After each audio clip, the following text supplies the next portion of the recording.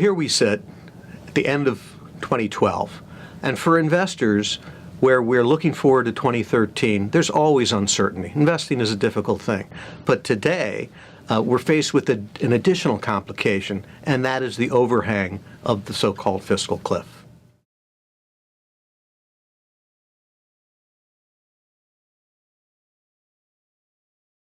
I'm fairly optimistic that the recent elections may actually be somewhat positive for how we deal with the looming fiscal cliff and the crisis involving that cliff. In fact, we now have a second-term president who should be focused on his legacy going forward. And we have a Congress that saw change, not dramatic change, but understands that the American people are looking for solutions to these difficult problems. So in the final analysis, I'm fairly optimistic that we'll make progress, good progress on these issues.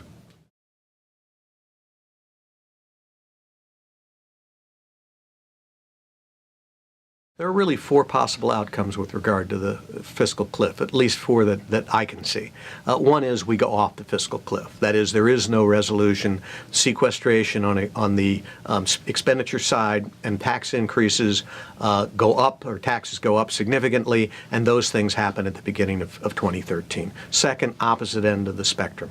We reach a grand bargain, we come up with solutions, we have a new tax policy for the long term, we have expenditure policies that make sense for the long term, and those are agreed to. Then we have the third opportunity, the third choice is that there's a partial solution, that we come up with some answers to these difficult questions, and some of those answers are left for the next Congress to deal with in 2013. Finally is the simple kick the can down the road. We'll change the date, we'll do nothing, but we'll postpone implementation of the fiscal cliff until sometime into 2013.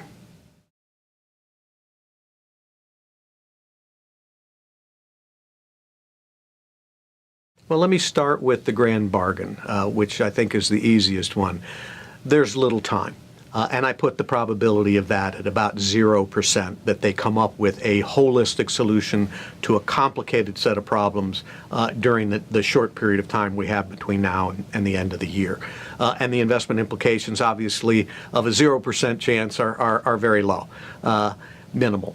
The second is that we go off the fiscal cliff. I think there's a 1 in 5 chance that the wrangling continues and that this Congress and the President don't get to resolution between now and when the session is over, leaving two, and I put those two at about a 50-50 probability each, which is maybe 35% for each. Probability. One is that they simply extend the date for implementation. That feels like an easy solution. It'll be quite disappointing, but it feels like a fairly easy solution. And then about an equal chance that we solve some of the problems, we do some reform, and we move things along but leave some issues for next year. What are the investment implications? The fiscal cliff, if we go off it, if we stay off the cliff over the short term, the implication is likely to be pushing the economy back into recession. We're going to increase taxes, which takes money out of the hands of consumers. We're going to reduce government spending, which means we're going to have less money moving into people's hands for spending purposes, and we'd have to expect that consumers are going to retrench, businesses are going to retrench, and it's going to be difficult for the economy in the short term. Over the long term, there could be a positive there in that we do deficit reduce, and that can be a positive, and that's something that needs to be addressed over the longer term. The other implications are for the other choices are continued uncertainty. We still won't know what the solution is. We'll still be waiting. There'll still be questions about what happens to dividends. Should I capture them in 2012 or should I postpone things into 2013? Uncertainty is not good for investment markets. Investments and investors deal better with issues, even if the solutions are suboptimal, if they know how to manage within those solutions. It is uncertainty, it is not knowing how to manage a business, it's not knowing how to consume or manage your personal affairs that makes it difficult on investors and that creates volatility on an ongoing basis.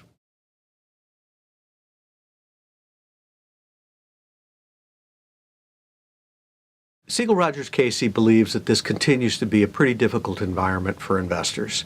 A lot of uncertainty.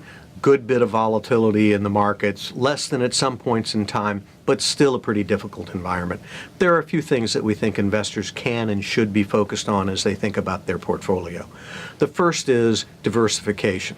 Very important to focus on what are the opportunity sets broadly, globally, as well as within your home markets, but be sure that you're looking at the possibility of future inflation and is your portfolio prepared for the changes that may occur in the future. Second, we don't think the equity culture is dead. We still think there's opportunity in growing economies, in growing companies, and in countries around the world, and it's very important that your program of equity investing, again, be well diversified, particularly globally. And third, we think it's important to be active. We think it's important to be watching these markets carefully and have a governance structure and a portfolio structure that allows you to take advantage of opportunities as they occur and be a bit more nimble than perhaps you have been in the past in this kind of environment.